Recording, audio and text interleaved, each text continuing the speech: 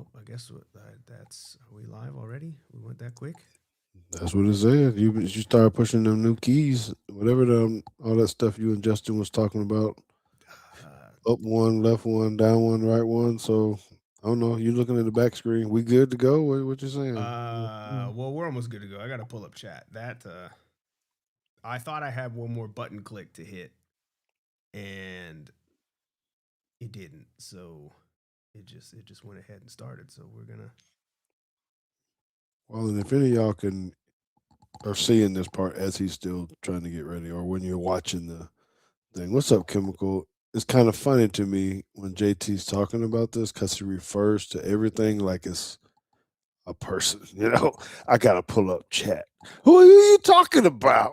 I'm talking about these Oh, people. I'm talking man, about pull up chat. That is why. January sports highlights. I'm talking about Chemical Coyote. I'm talking Why about you didn't Alabama say Poe. the chat or something? You made like chat is like Chat is a collection of yeah. people. Yeah. I just can't go. You just I don't know. Whatever. It's just kind of funny. I always listen to the little fine things about it. Well, thank y'all for being in here.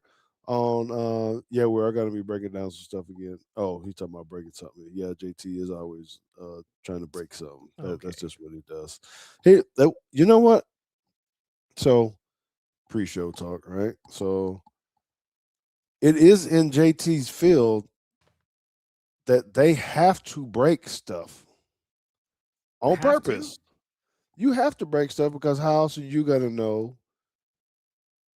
what to do when something fails? So don't you guys just practice back there like the if ands and thens and buts and all this kind of stuff if someone does this so you're automatically crashing stuff to try to not let me experience that as a Okay. end user. Yes. I, I'll Yeah, accept that. I'll accept that. I okay. was gonna say, we write tests so that we try to catch all the things before they happen. A lot of people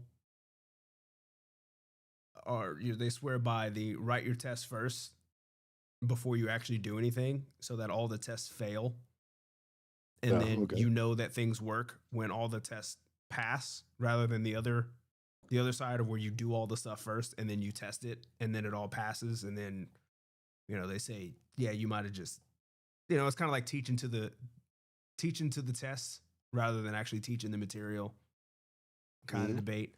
um Now there are other things, which is where I thought you were going, where you build this complex system and then you write code to intentionally crash it just to see how your software is going to respond.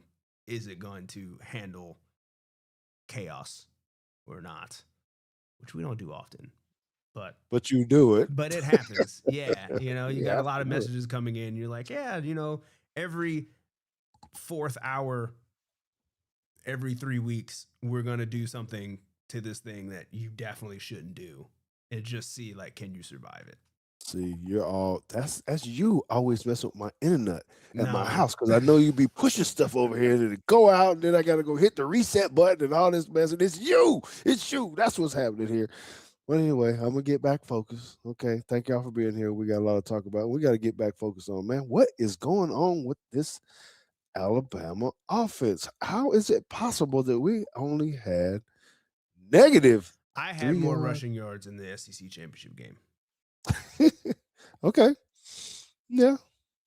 But you know, we got to talk about this a little bit. Maybe we try to figure out what's going on. Um, I don't know. I think we're going to show you some film from the SEC championship game. Just kind of just going through random play. So if there's anything that you particularly need to ask about, do as you guys are doing. Hit it in the chat. Um, the chat, like I said, hit it in the chat. Um, and while you're doing that, go ahead and hit that subscribe button, hit the like buttons. Thank you all for being in from the Bama Standard and on the Teague's Take channel as well. We're going to go ahead and get this thing started right now, JT.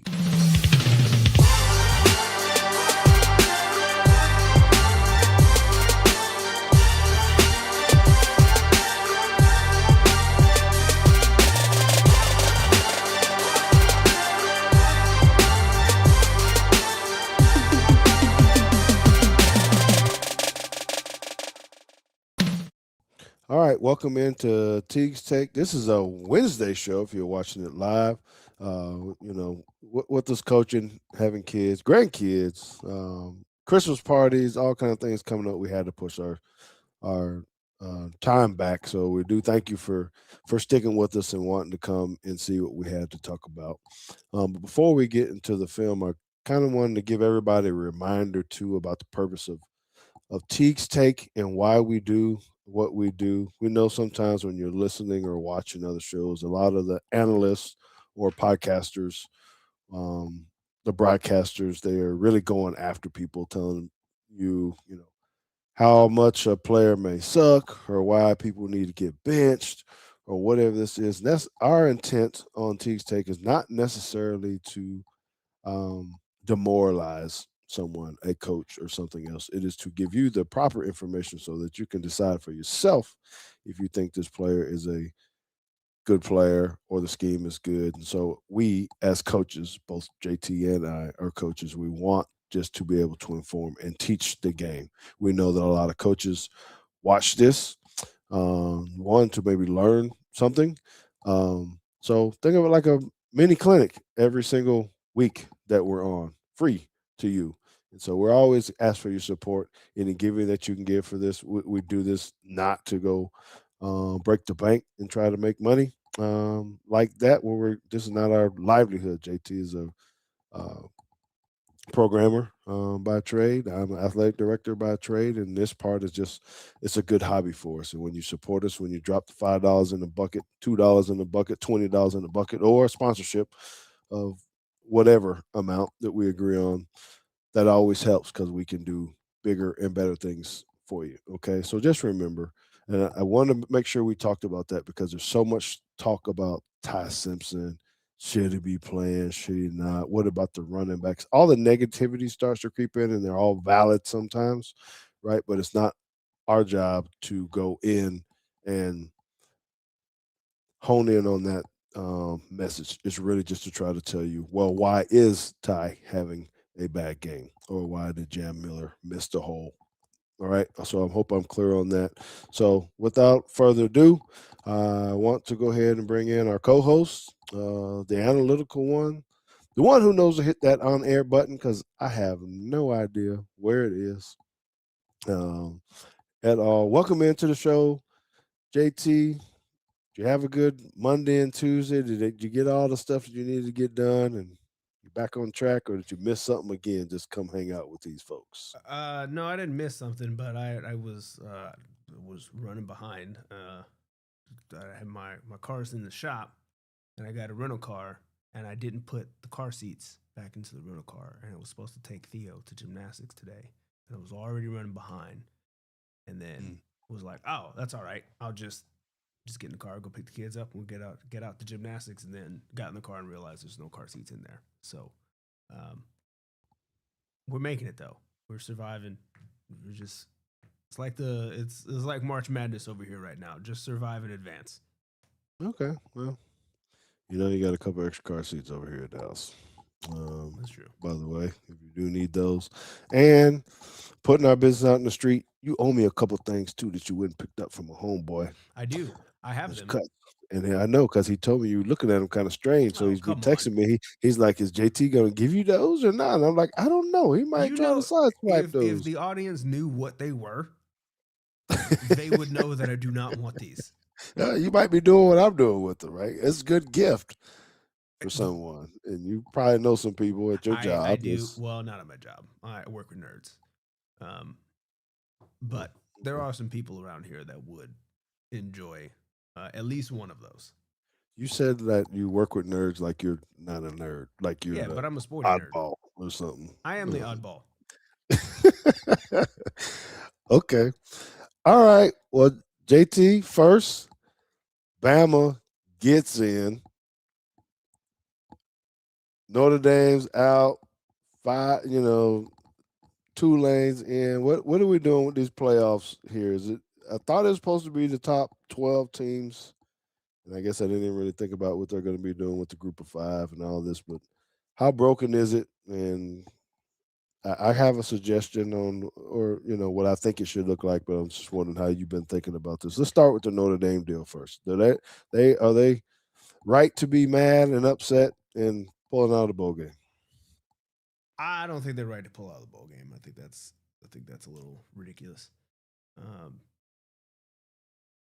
are they right to be out? Like, I don't know. I'm kind of conflicted on it because at first you're like, man, well, they're out in the conference, so like, why should Bingo, they get in? bingo. But then I'm looking at there are other teams that are in the conference that did not make their championship game that are in. So like, So it doesn't matter. what's the difference? Yeah. What is the You difference? meaning Ole Miss and Yeah, A&M? I mean, it's not like Notre Dame is not in a conference, yes, but they do play the SEC or not the ACC as if they are in the conference. Right. And I, Why won't they get in? I'm changing this up. I know I'm cutting you off, but why would you put all your other teams in there and not football? What's because the? football makes the money, and because they make the money, they make their And own they don't TV want to deal, share. right? And they when they made the championship game and they got the 20 million, they don't have to give it to anybody. It's theirs. They don't have to split it with 17 teams. Well, then you can't complain. I mean, if the ACCAD commissioner over there is like, "Hey, man, Yeah, I did think that was weird. They were like, you guys are vouching for. It's like, well, you're not in the conference, so like, what do you mean? I didn't. That one was weird to me. Because it's like you're not a full member, so why? Yes, the ACC Twitter account should be backing Miami to get in, and yes, although petty, it was hilarious that the ACC cleared out their network for 13 hours to just show reruns of the Miami Notre Dame game back to back for 13 straight hours. That was funny. So man." that I don't know. I don't. I did watch that video you sent me about John Gruden and Mhm. his fix. I thought that was pretty cool. Um, yeah, I really don't particularly like the idea of you not playing, not having to play, but you're still in. So Don't penalize. Don't penalize. Just if you right. go Well, to it, so it don't here's even so count. here's where it starts to where I really start to have problems is I do agree it, the merits of whether Alabama should be in I'm not I don't really care for. But I do agree that you should only be able to benefit. Essentially saying, if Alabama was in before the championship game, they should be in after the championship game and the incentive is they could have won and gotten a bye. Seating. Right. However, that's not how it worked out for BYU. Correct. They got kicked. So But they that's might have what got kicked anyway, though. They were at 11, though, right? yeah, If you still had to put those other two teams in there, they weren't going to make it. which, I guess that's where I'm like, well, I don't know. You're I basically don't talking the really like top that 10. part anyway. Yeah. Okay. So you're right. I'm with you on that part. Bama get in. I was nervous about it, but I thought those precedents set last year when they took SMU Mm-hmm. after they lost that we probably get in anyway. I don't know if the way you lost or not really matters. From a Bama perspective, I felt like it was going to happen. But, then what I couldn't understand is some of the other stuff, how you do get a move up and down based upon not playing. I mean, everybody not playing. So it's kind of weird. Um, I think this could but have all been avoided if if they did it like basketball does it. Like basically, if they just cut the selection show each week, and they just wait to the end and be They just like, said, here it is. Here go "This your is who's 12. in." You Oh, don't yeah, have because then these you can't. problems. Yeah, because then you're not having to explain yourself every week. In particular, in this case, how were they ahead of Miami and then Yeah, and then below you them? go, then which look, I'm probably gonna get some hate for this, but like the whole thing of yeah, we moved Alabama up because they were up 17 points on Auburn. And it's like, yeah, but they did also blow that lead. So like Right. I don't see how you take that and justify moving them up a spot. You could have just said they're gonna play in the SEC championship game because they won, and we're not gonna penalize them for getting to the SEC championship game. So we moved them up. This Nobody is would it. have liked it, but at least that would have been the truth. That's right. That's right.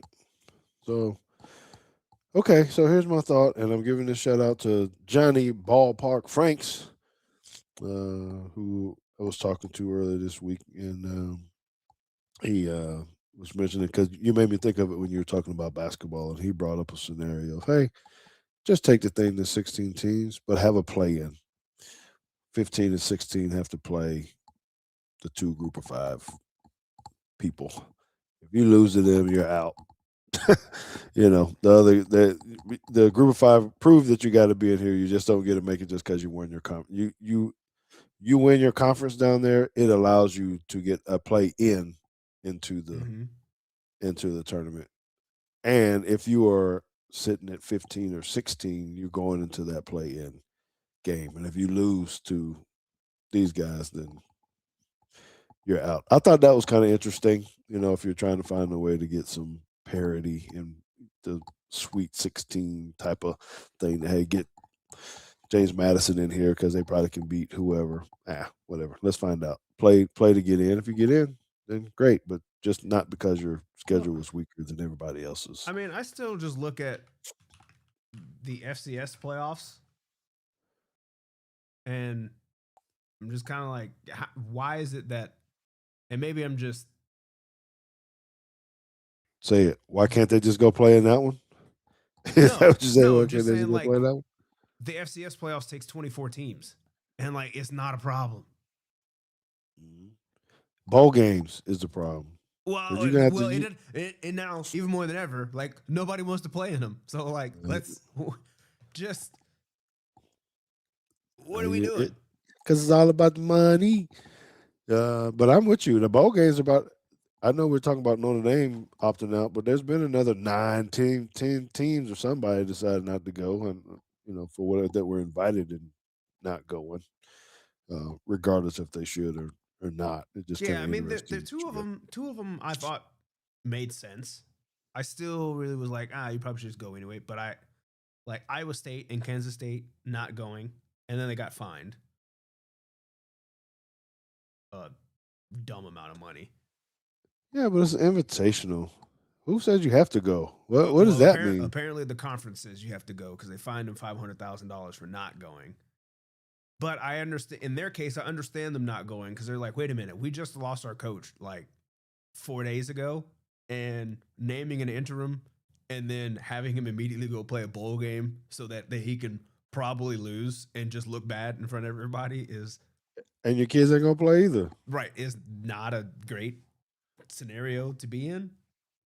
So yeah, Yeah. that goes back to like fix the schedule and all that kind of stuff. But at least with the way that things are right now, those two teams, I was like, yeah, I mean, you don't have a coach, maybe you shouldn't go, and you're only 6-6 anyway, and don't make yourself look terrible. Okay.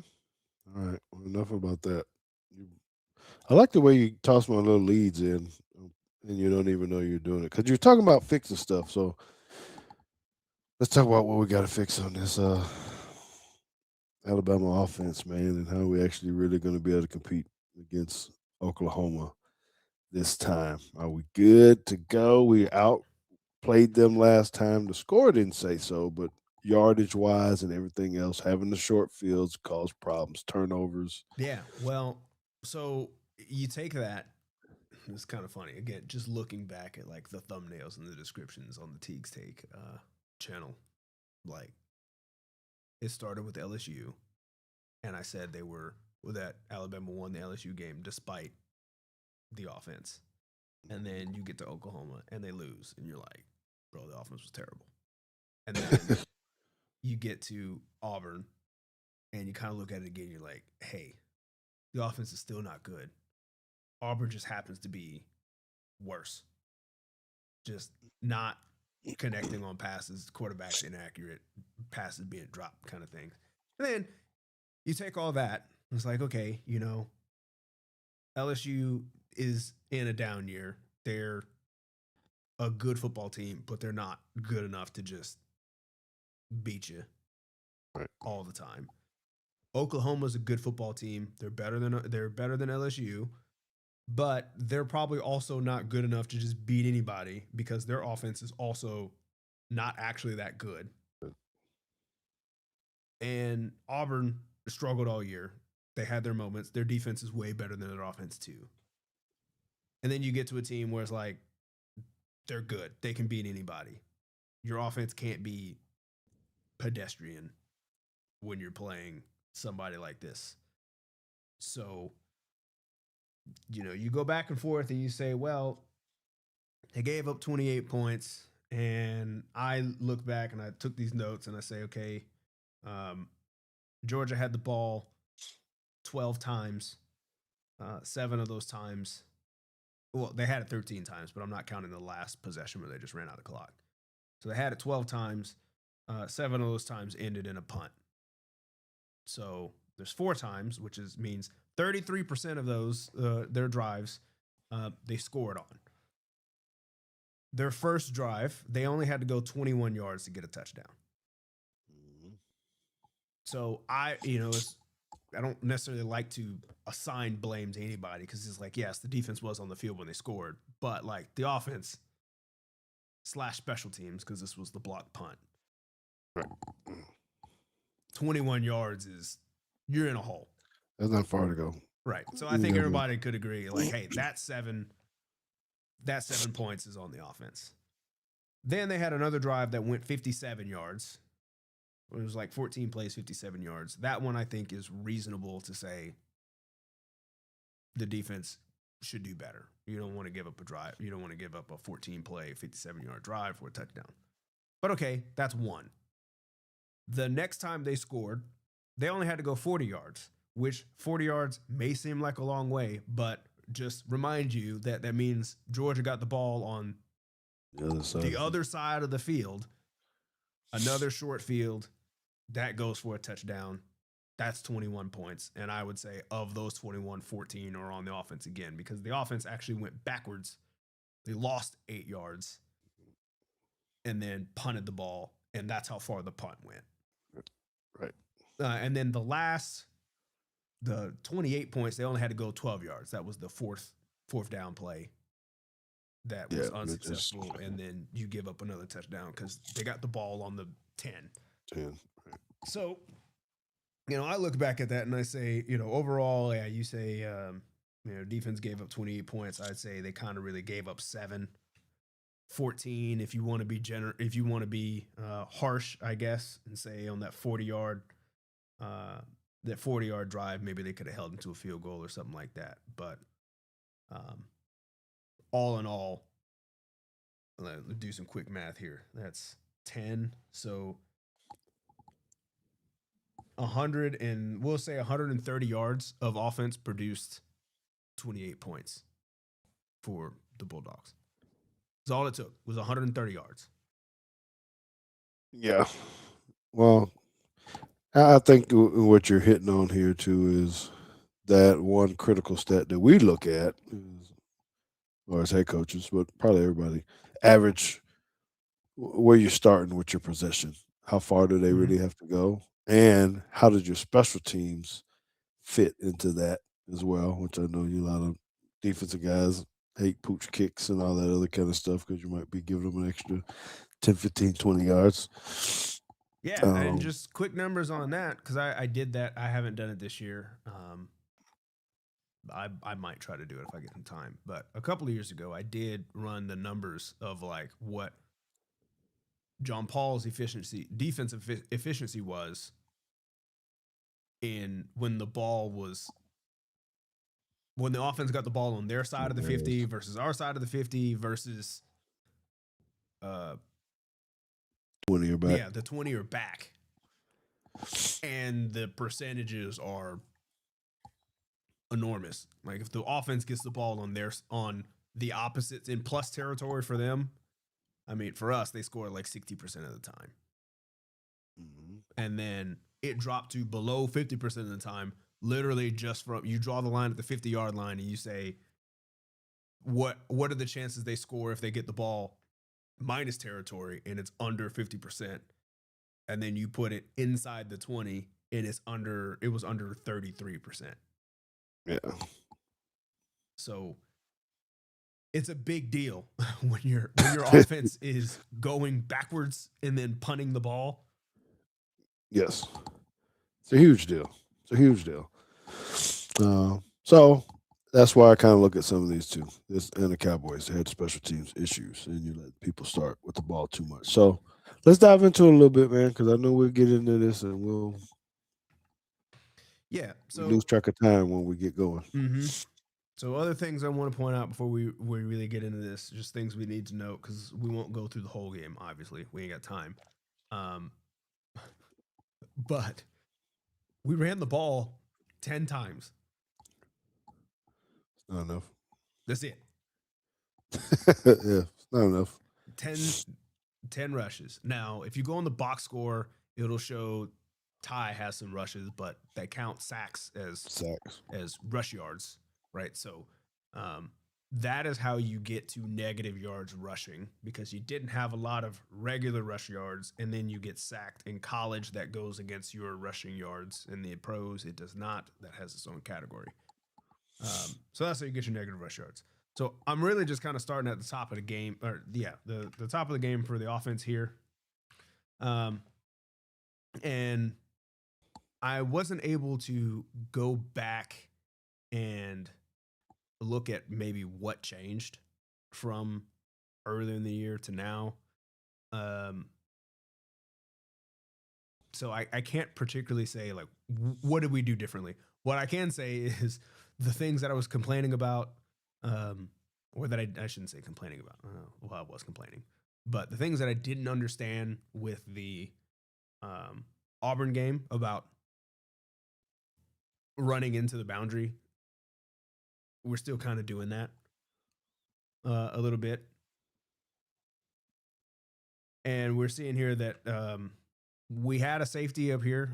By saying defensively, they had a safety up here that's now dropped down.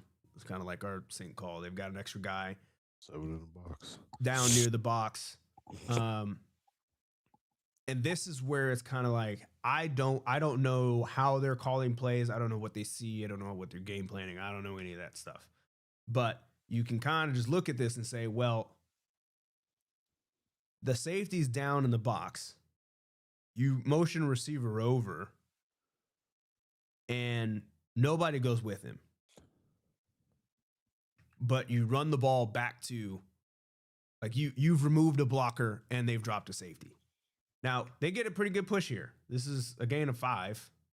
So not really too much to complain about, but this kind of starts to becoming a theme here of the motion doesn't matter.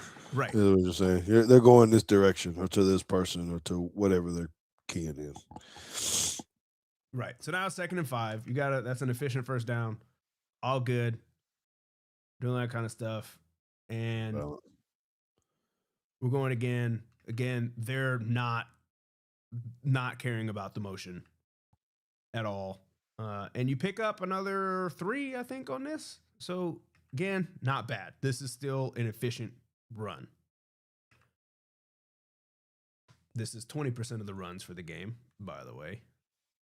And here's the third one. And here is where you have a problem. So you've got... Let's run the ball down here. You motion the receiver over, right? Or motion, you give it back to him. And the problem is, I think, with Jeremy. Walking around guy. Yes. He goes to this guy. and they just left the corner. There's no, I mean, I would imagine he's supposed to block most dangerous. Most dangerous. And he went straight. It's like he didn't even know this dude was out here. He went straight to the safety. We got him right here. And you're kind of, I think you're trying to say, hey, we're going to outrun this guy. And if you're blocking, oops, I want to do that. If you're actually blocking this guy and you're here instead, we can pick up this 2 yards. Yeah, he can fall for those or something. Right. But we don't touch him. So, like, he sets the edge, and now you can't outrun that guy because you weren't going to block him anyway. And it gets up for no gain. So, there you go. 3 and out. Punt it. Yeah. Punting. So, Georgia's defense Georgia's offense and special teams is doing great. I mean, I couldn't tell you how many times Punts. we were back here, especially knowing that our offense is not clicking on all cylinders here, right? But here's a good throw and a first down. Pretty good. I wonder if we need to study these shifts like we studied St. Mark's shifts. We probably should. No, they actually just got a tail in it that someone's figured out. So here we go again. Here, I don't like it. I don't think if you had somebody like a Julio Jones or a DK Metcalf or name a giant receiver, great. But like, this guy is not a corner. Mm-hmm. And we're running split zone with Bernard. And it's like, it's not a problem per se, but like, this is just not a matchup that you want. You know, I feel like there's better. You want your tight end doing it? Yes. Yeah, you do. I don't know. Yeah. So I guess my one point that I need to, and we've talked about it before, but I only have one play that I definitely want to show is, it's the movement of the line, right? Where even with our double teams, even down here at the bottom of the tight end or to the left, Right. I don't know that we're moving people. The other Well, you're side not too. moving this Oh, man, guy. another zero. Look He's at the other backward. guy. They're Zero. getting. So he moves out, but he's still on the line of scrimmage. We're not moving Mhm. the line of scrimmage. So a lot of this, I'm going, hey, what are gaps? When is it really? Sure, it's not going to happen every time, but it just seems like more than enough. We're not dominating and actually. We need next gen stats here to say what is the average point of contact for our running backs when they first get hit. Are they 1 yard, zero, line of Yeah, how scrimmage, far one are they? pass? Yeah. Yards before contact. What number? What was that number? Yes. But that's the stat that I'm talking about. Hey, what is the yards before contact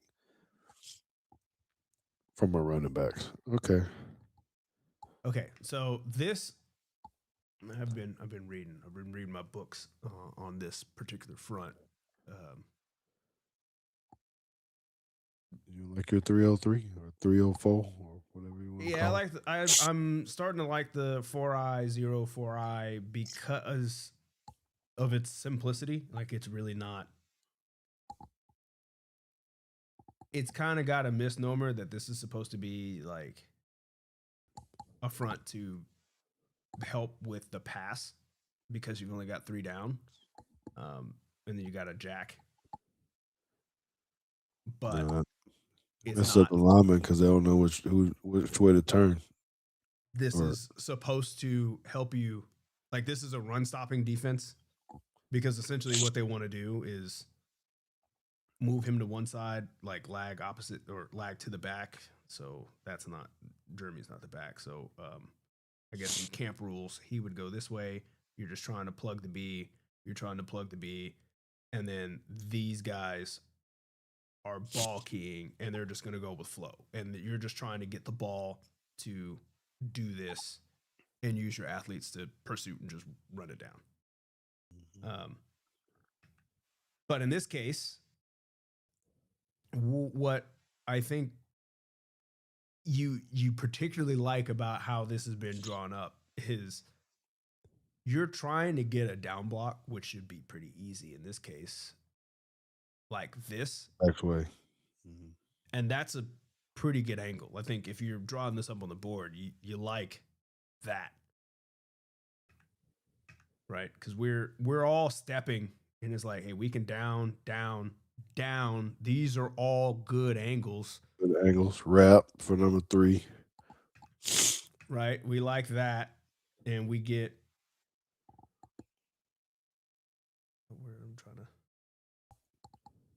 we get this. Yep, we're wrapping for number 3. We're gonna lock on the end. We're gonna show this to try to influence 4 out and then try to hit it in here.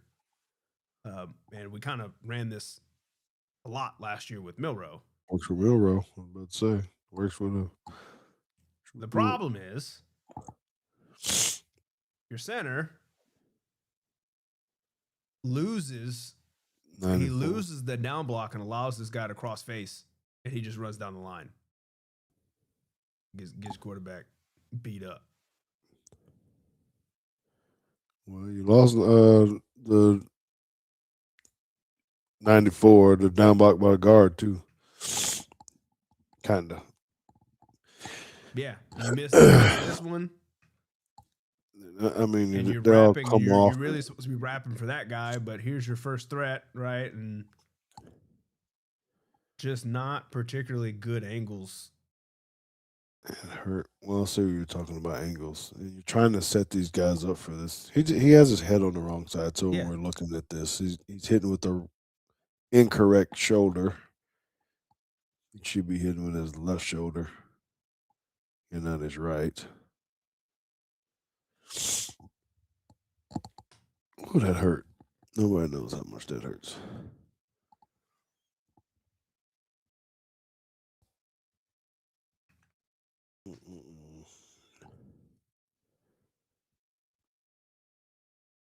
Pass pro. Yeah, and I mean, as far as picking it up, it's not bad, but you just getting manhandled out here. Yeah, just get off of them. I mean, they're going to have to figure that part out, right? Just the toughness and the physicality that you got to have, even when you're pass blocking, because you just can't get pushed back into the quarterback's face. I mean, he's not anchored down enough. I don't know. I just hear about all the talks of, what is the O-line coach teaching? What is the board teaching? Are we teaching physical play or finesse play? I mean, I know you're always talking about being physical, but what does practice look like, I guess? Yeah. And so this is another one that I'm confused. I don't know if it looks wrong to me. Let's talk about it. Let's see. This is essentially counter. Double. It's GY counter. The Y is just off the screen. So there he is. And they're going to double here. They should double back to somebody, though. Let's see.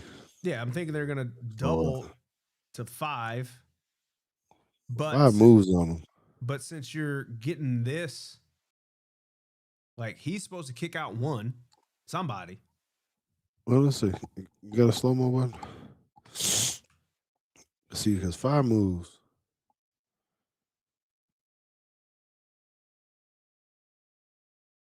But see, this is where I think, so right here, this is where I'm looking at this and I'm like, I don't know. This seems wrong. And I don't know who is wrong, because it seems like to me that you're going to wrap here. To the first one. But he's the Can't. kick out. He's the kick out. Like you're gonna kick and then wrap in counter, right? So you kick here, you wrap there, but you get the kick, and then he goes out here. So it's like who was ever gonna block this guy? Well, here's my answer. Again, not knowing if it's right. I think your tight end is supposed to go to 5 because you're going to kick that 99, and then you let Jeremy be your influencer to 27, and then your double team should come back to whatever the other number 9, which he gets. That's what. That's my thought. Oh, if I'm looking at it and I'm talking to my, we'll see. You touch 99, go up to 5 with the tight end. Now, there's always a problem, okay? And we've always discussed this because Ferris and I used to talk about it all the time. When you got a 7 technique versus a 9 technique, how do you get to number 5 with the tight end? So there's probably some kind of call that's saying, hey, I can't get to him because he's inside of me. So I'm going to have to go around him. But that could be a problem because maybe he gets there too fast. But I don't know. It doesn't seem like it because the tackle, who pulled the tackle? Guard. He gets there fine. So I think the tight end is supposed to go up to number 5. That's my Yeah, thought. yeah. So you got free hitters, which is never any good. Mm-mm. Okay, so 3rd and 4. Let's just take a peek at this. Slants. Slant, you got a clean pocket. That was a nice spin move. Down. All right. So while you're still looking at that, the Ryan Williams mystery or whatever, I think still a very talented dude. I think you just have to, you got to put him in a position. You got to figure out what his strengths are. And no, I didn't like that he dropped the wide open touchdown that he had. I think he needs contacts. I'm only saying that because I was the same way during that time. I think you think he has an astigmatism like I did? Catches yep. better over one shoulder than the other one? Yep. Yep. That's what I think. Having nothing other than watching it and just see how it happened. I'm like, oh no, he didn't. The ball's fluttering on him. It doesn't. It's not clear. Something's going on. Someone needs to. He needs to go to the optometrist or the eye people. Yeah. So one other thing that Georgia was very good at this game was essentially no yak yards, like none. Catch the ball, you're down right there. Which, if you remember, last week when we were reviewing the Iron Bowl, the plays that killed us defensively was all the yak yards. Catching the ball, taking a terrible angle, missing a tackle, and dude goes for 60. Georgia didn't give up really any big plays. And when they did start giving up a few chunk plays, Alabama scored. Yeah, too late. Yeah, but it was much too late. I mean, this is things that we have to remember just is like even defensively. And I'm saying this, I'm showing Georgia doing it, but I'm asking you guys to reflect that for when you're watching your own defense is that completion percentage doesn't matter at all, really. Like you can have a high completion percentage with no yards and who cares? So it's more of just like, are you making your tackles? Yeah, they're completing passes, but if you get them on the ground, and they get no extra yards, and you're forcing the short throws, then it doesn't matter. And this one, I'm not completely sure what was going on here. He had a clean pocket. Maybe A lot of he's bodies trusting out his there. arm, just trying to get it in there. But I don't know. I'm not a quarterback. I wouldn't To have made this where? throw, but Well, there's 2 defenders and a and the referee, ref, yeah, and he threw it behind him. yep, and it's off. It's not accurate, which that's kind of been the recurring theme. Inaccuracy, tips and overthrows, and I think the thing that when you get to come back and you look at it and you're like, hey, Yeah, just check it out. just take an extra half beat. But we know this is his favorite. This is his favorite route to throw. We know that. Load them digs now. And what's funny is it's Diggs the route, and I have a very special relationship. This is for me, coordinating a defense and things like Diggs are to me the most annoying things to give completions on. Like that just I don't know why it irritates me so much. But having Diggs completed like really gets under my skin. I don't know why. That's good in dagger if you got a vertical going with it, but there's no vertical on this side. Yeah, it's just especially with too high. It's like dude, I got a guy sitting right here. Like why that shouldn't happen. But anyway, I don't like Diggs being completed on us. Ty clearly likes to throw the dig, and Coach McInnes informed me and showed me that if you go and you look at the highest, the route that is most intercepted in the NFL, it's the dig route. I used to love to jump it as a safety. Whether I was a whole player like that guy or a quarter safety, you weren't going to get that on me on no quarters ever. I think I think that's why it irritates me so much because like we run so much quarters and like I cannot get our backside safeties to just run it, just jump it or kill the guy. Like that one shouldn't be an option. Because you got him afraid of giving up the post behind him. Yeah, I'll take you. That's probably fair. I mean, that's But anyway, there's your short field. yeah. Well, so which one did you want to look at? What was the? It's on a defensive clip. Okay. Play 47. Oops. It's a third touchdown. So defensive clip, play 47. It's just scoring touchdown, and we're just talking about angles and movements. You want the Because info? we go in untouched. Yeah, sure. So, I mean, this is similar to what we're doing. Guy goes in motion. No one really moves. But the execution is different. What we're talking about here, right? And movement.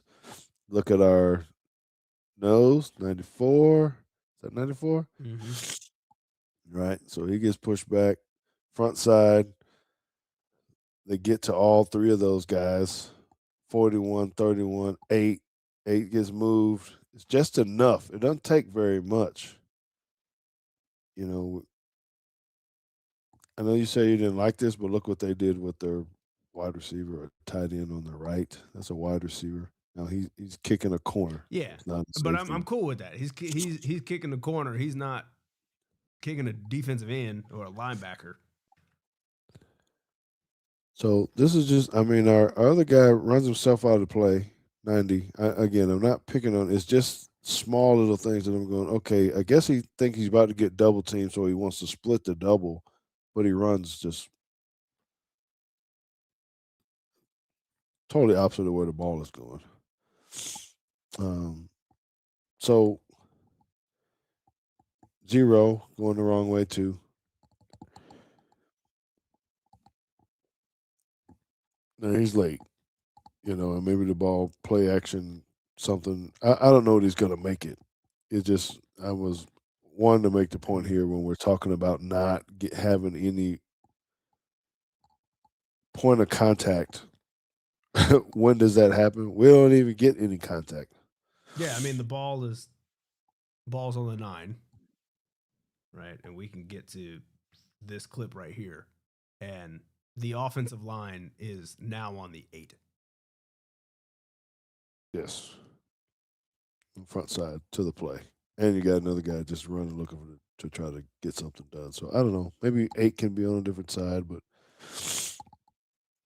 I know good things happen, right? I'm not saying that people shouldn't have good runs on us, but I just don't. We don't see these, and I don't know why.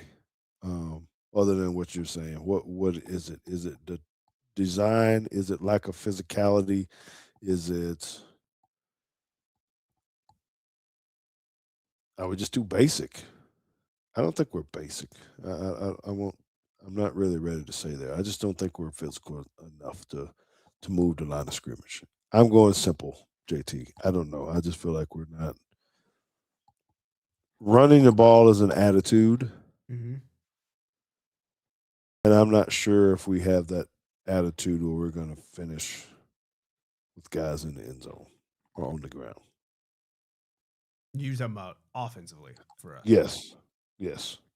Yeah, so I we somebody had posted the first team all SEC, the second team all SEC, and third team all SEC, and it kind of had got me thinking because seemed like there was a little confusion or somewhat of Ty making second team all SEC and Parker Brailsford making third team all SEC. And the comment was more of Brailsford is how is Brailsford third team and Ty's the second team? And I was trying not to make the comparison between the two positions of Ty and Parker.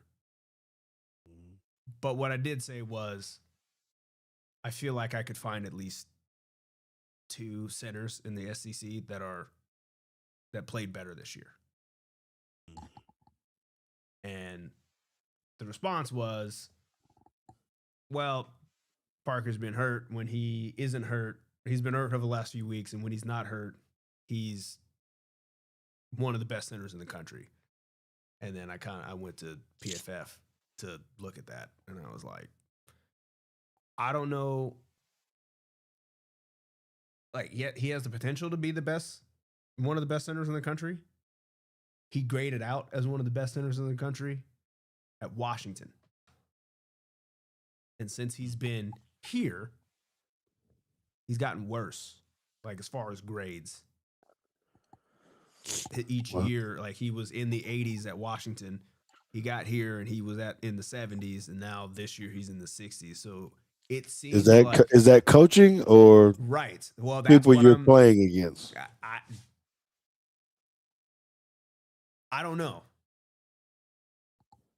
I don't know. I'm the only point that I was trying to make so far is it seems like as an offensive line, Alabama's offensive line is regressing. Not up to it.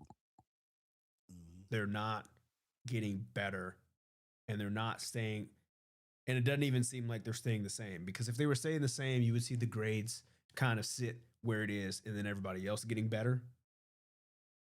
And that's not the case. The average is still the same and Alabama's offensive line as a grade is worse year Well, over year. well, it's interesting because I think I saw a tweet or a post of someone from one of the players folks of what they're asking for from the linemen of basically saying some of them were too aggressive. you know, Oh, I that did see doesn't that sound right. from I won't name whose Correct. mom it was. Um, so I don't know. I think all I know is I mean, everybody have their own coaching styles and philosophies from the head coach all the way down. I just know from my time coaching, if I had any kind of lineman, even if they were making more mistakes, if I knew they were finishing to the ground and they were going to get after somebody and I had to back them off, like stop, the whistle's already blown. I like those dudes. That was Caden Kidler and them guys that, just had a bunch of shit in the tank and you just had to kind of pull them off. I'd rather have that than even when he might not have did the technique all the way right. I knew once he got into you, you were going to be in trouble. But that's why he's at Arkansas now, I guess, in my belief, because I think they need to see that. So it's just kind of baffling to me that when you're not talking about pancakes and getting people on their backs. Um, Yeah, I mean, and then you got the story that's blowing up this week about how Indiana is only practicing on the field for 6 hours out of the week, which I guess I don't know. When I read it, that didn't seem shocking to me. I guess everybody else found that shocking. Tuesday, Wednesday, Thursday. I mean, Monday you're kind of Ah, everybody's going, but making a not big really. deal. No, they only practice on the field 6 hours a week, and then I'm in my head, I'm like, well, hell, so do we. It's an hour and a half, 4 days, and then that's 6 hours. What do you mean? Well, so I put this in perspective with pros, and they don't go to class, but your amount of time on the field is still short. You're out there hour and 45 minutes, but you're spending 6 hours worth of film Yeah, and walkthroughs and things. So you're on the field, but it's kind of, hey, watch the film. We're gonna go install this now. Let's go walk through it. Then we'll go back and watch the film or the walkthrough. Then we'll go outside and put the pads on and try to execute it. You know what I mean? So it's kind of right. Which I guess that's kind of always what I thought that was going on in college for the most part. Because I mean, the whole story was like, oh, well, they don't really hit each other, and one player saying, yeah, I came from, I forget what school he came from. He came from Texas Tech, and he was talking about the differences between their practices at Texas Tech and their practices in Indiana. And he was saying at Texas Tech they were um, using like a Navy SEAL kind of regimen where they were like they're doing these water workouts at 5 a.m. and they're doing all this thing, and their practices are super super physical, and everybody's getting hit and whatnot. And he said he gets to Indiana. And he's like, I've been here for 2 years, and I can probably count on one hand as how many times I've hit the ground in practice at Indiana. And and then me, I'm like, well, I mean, that just sounds like a pro practice. That's like people are getting fined if you fall over. right. Stay up. Well, there's plenty of ways to be physical, even at this level, and a lot of it was competition for us in other ways, not necessarily in the game. Whatever, wrestling, pulling towels, just not saying not real wrestling, but you know what I'm saying. Something where you're trying to compete. So I don't know. I don't know what this means for us with this Oklahoma game. I'm hoping that what we have is a chip on our shoulder, the chip of they beat us twice. I hope they take this personal. They beat us last Mm-hmm. year. Whether or not maybe they outright beat us that time, I don't know. But I think we're a better football team than this time. We've already proven we were a better football team than them. We just lost because of field position. Same type of stuff you're talking about here with Georgia. Same thing happened in Oklahoma. This past game. Hopefully, we take this personal when we go into their place, um, and do something great. But the coach staff got to be ready for all these what ifs now. Now we're kind of know each other. We're kind of seeing the stuff, and there's going to be some old tricky wonky stuff. or maybe not even tricky. Just they've seen enough film to know how to create some other stuff. And which JT, I don't think we're doing that.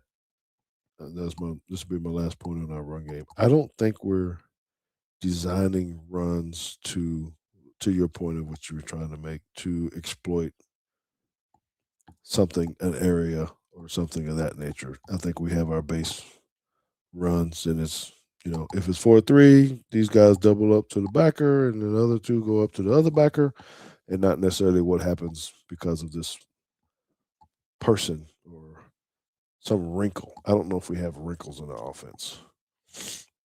Nah, I Um, mean, Not in the run game. I think we have wrinkles in the pass game, but not in the run I game. think the wrinkle in the run game right now would be running the ball to the field. That would be a good wrinkle. Well, maybe that's the setup. Hey, let's just get in. Everybody's gonna have all this over here, and then all of a sudden, boom, Yeah, I all mean, runs to sometimes the field. I just feel like maybe it's being overcomplicated. We're saying the things of like, hey, well, if we're not getting movement, and this is just me trying to follow some logic here. It's like, well, if you ain't getting no movement, going to constricted areas is not beneficial. Mhm. If you're not going to move anybody, you need to move. You need to run to where there's space so that if you don't move anybody, you have room to get around it. Um, and then, I mean, if you're gonna run counter, like somebody's got to get to the linebacker. Well, we don't have Jameer Gibbs speed on our team. And maybe they're worried about that. I don't know. Anyway, how you feel about the game? Last thoughts before we get off. I think the defense You is gonna have to confident? score. No, I'm not. Okay. You think defense had to score? Well, I'll tell you what I said on. Let's see, Johnny and those guys. I think they're in Huntsville. Uh, I told them that they were kind of asking me what our thought process was when our offense wasn't very good back in the day. And I really liked our motto. It was win on D, count on me.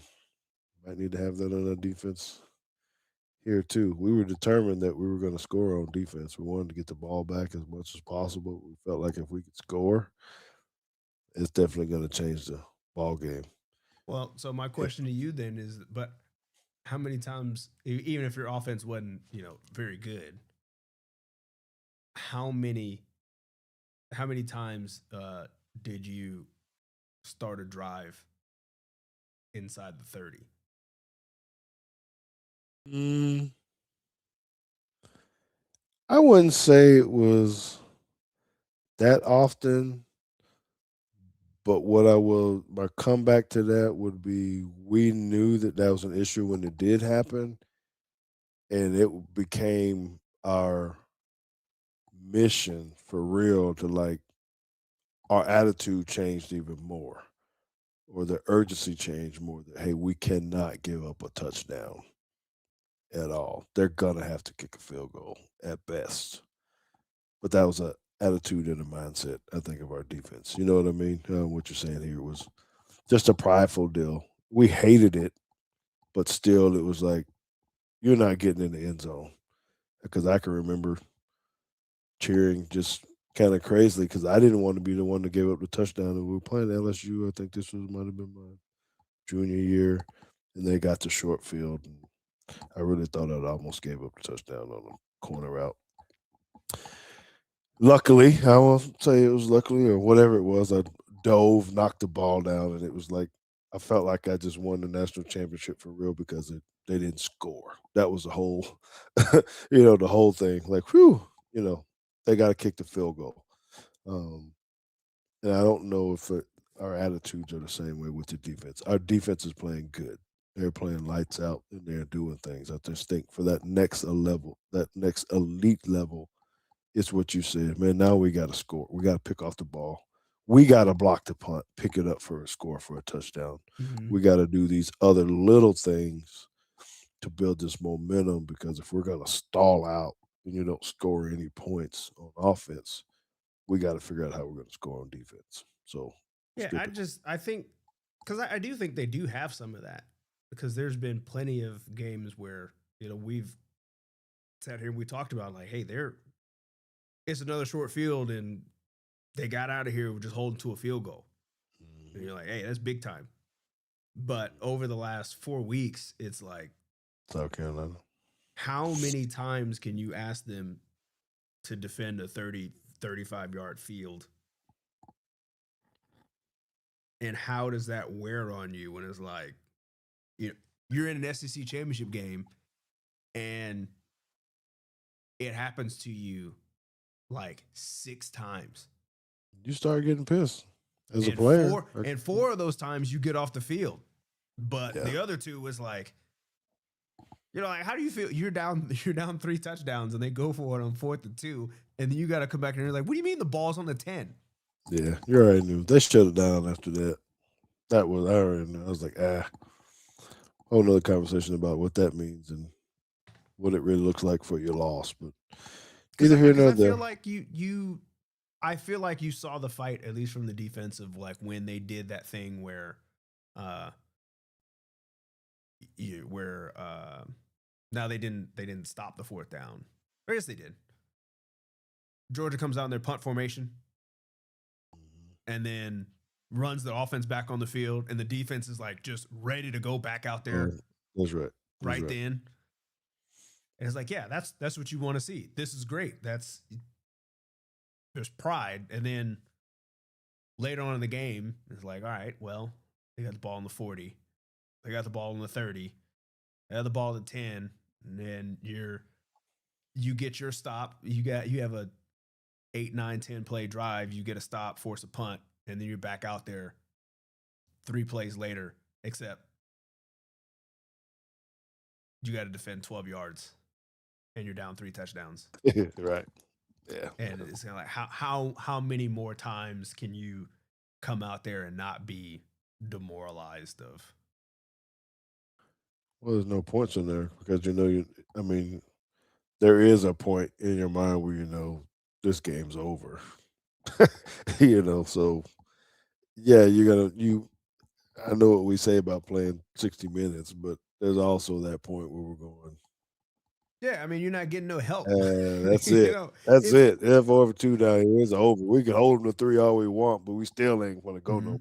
do nothing. So So I mean, I don't even think about our last game when we went to Bay Area, right? It's like the offense is not scoring, but it feels a whole lot better when the offense is like you're putting together a drive, you're moving the ball a little bit. Just like, okay, well, we got to punt. Okay, punt the ball, go play defense, get the ball back. Well, they punted again. And if you're just having this like punt battle, you can kind of hang in there, I think. But when you're having a punt, well, he threw a pick. Punt, well, they lost 15. They're not even going forward. They're actually going backwards. And then here we go. We shake the punt. mhm. We'll hold them again. 3 drop balls. All right, defense, come back out here, bail us out again. That sucks. You're trying to say this is mental, and I'm sitting here looking at some of these comments and here talking about Ty and the mental aspect. And I don't think anyone specifically asked that question about him, and I don't know what's happening. I can tell you what I think. This be what I said last piece already, but now you got me talking. So Ty, I feel like um, just because of the way we saw him play early, JT, when you play pool, and this is for me. I'm speaking for myself, right? My best shots always came when I was just confident. I just went up there, looked at it, make my 1 2 glances, go ahead and hit the ball. They go in, particularly on the long shots, right? Mm-hmm. My worst shots always came when I came up and I overthought it too much. What is this? I was trying to force something. I really needed to make the shot. I really needed to do something, and it was just like wasn't even close. And I want to drop the stick and all this kind of stuff. I feel like that can happen with players too, right? Kind of getting this slump.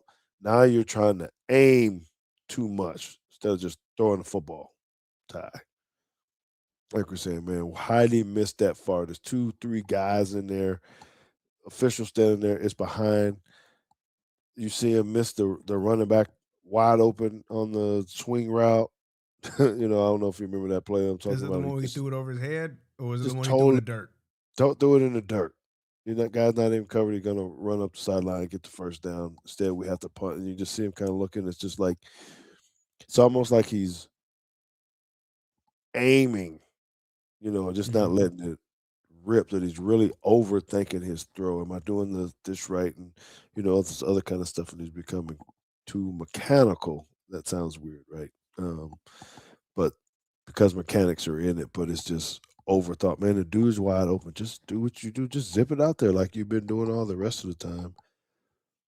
He's just trying to get that it factor back. He's trying to find that groove, and I think he's not letting himself be who he is.